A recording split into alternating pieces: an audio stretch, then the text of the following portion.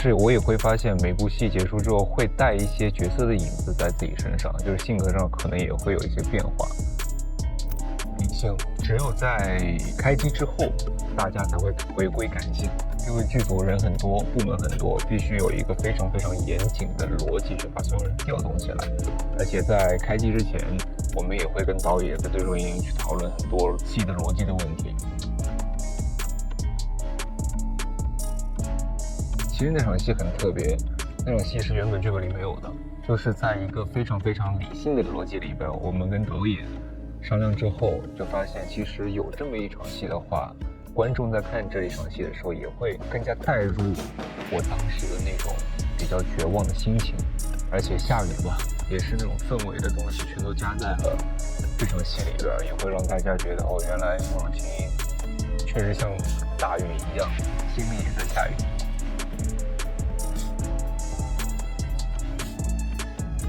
没杀青之前，其实不太会有每天抽离这种步骤吧，就是还是待在角色里会比较好，但是也没有大家想象那么夸张，就真的是收工之后都无法自拔那种程度。但是我也会发现，每部戏结束之后会带一些角色的影子在自己身上，就是性格上可能也会有一些变化。我来拍我自己，我会拍怎样的封面大片？我以前爱捣鼓电脑，现在想爱捣鼓相机。我觉得这东西在我个人来说是不可或缺的，它会占用我非常非常多的精力，但是它会给我很多很多的快乐，并不是说真的是为了成片有多么的完美，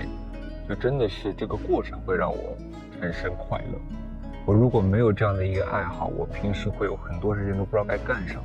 挺喜欢那个艾伦夏勒的作品的，它是比较偏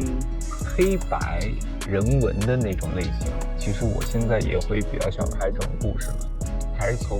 看到的风景开始，把这些风景记录下来是最基础。我来拍我自己，我会拍怎样的封面大片？我比较喜欢往内收的照片，全景，不要特写。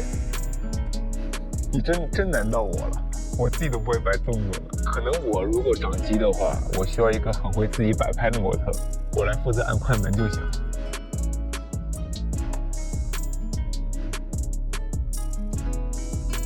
就是你说的那种极致是我，也是我自己性格了。我跟以前做题一样，真的如果不知道他为什么要写出这个步骤，我会很难受。我搞相机也好，我要是搞不懂它这曝光为什么可以达到这么完美的效果，我也会很难受。我一定得去问一个为什么，然后那些为什么在我心里面有一个大概的逻辑之后，我才会很舒服的进行下去。我之前刷到过一个电影，是《白日梦想家》，他们里面的境界我是达不到的。他们里面看到一个风景，说的是我不想用相机来打扰这个风景出现在我眼前，我想去享受它。我现在的境界可能还是想记录下来，回去之后慢慢享受。但是我能理解他们那种心情。当你看到一个很特别的风景的时候，你真的会忘掉所有之前设想好的东西。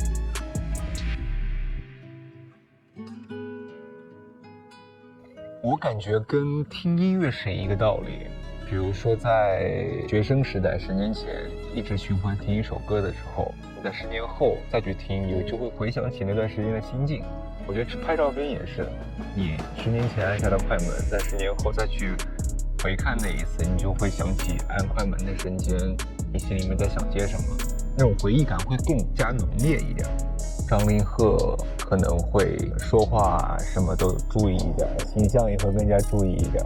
张家伟的话就可能会更加本真一点，也不会叫我张家伟了，都叫我张凌赫。我会比我现在规律一些，有可能像大家一样，早上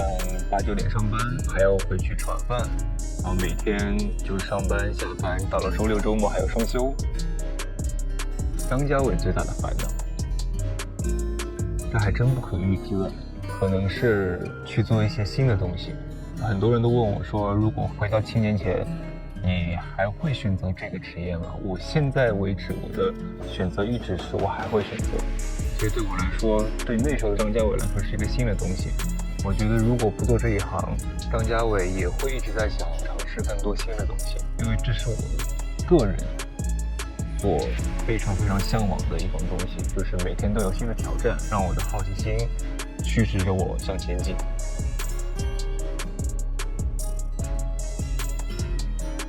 我对于张家伟的理解是我本人，而不是说是张凌赫的另外一面。只是说你在成为张凌赫的时候，可能要就是有角色在身上，有角色的任务在身上。张凌赫可能会说话什么都注意一点，形象也会更加注意一点，对外的那些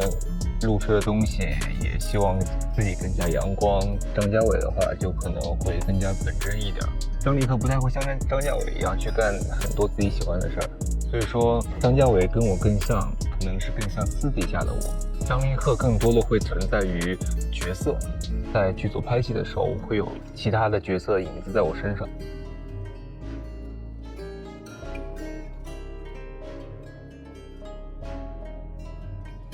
我不是这样的性格的人哎，就比如说我平时遇到困难，我不会去想，哎呀，我不应该去遇到这个困难，不应该选择这一行，我只会去想这个困难怎么会发生的，然后如何去解决。就当下最重要的是解决困难，不是吗？而不是说是你面对困难而去后悔一些以前的选择，这没什么好后悔的。你选择另外一条路也会遇到另外的困难，解决问题最重要。是否有一套公式？还真没有公式。这个就我之前说我喜欢消化情绪的时候一个人待着，其实也是因为不知道该怎么办。虽然我是一个遇到问题会去想着解决问题的人，但是也不可能一上来就会解决问题嘛。在遇到新的问题的时候，我也会有情绪down的时候。你说把自己关在一个地方独处，也是在让自己尽量不要被情绪左右。几次这样的经验之后，你就知道哦，原来这种情绪是可以通过，比如说分散注意力啊，或者说就是不要去陷到情绪里面这种行为方式啊，去把这个问题解决了。现在会好一点，现在不太会去把自己关在屋子里独处了。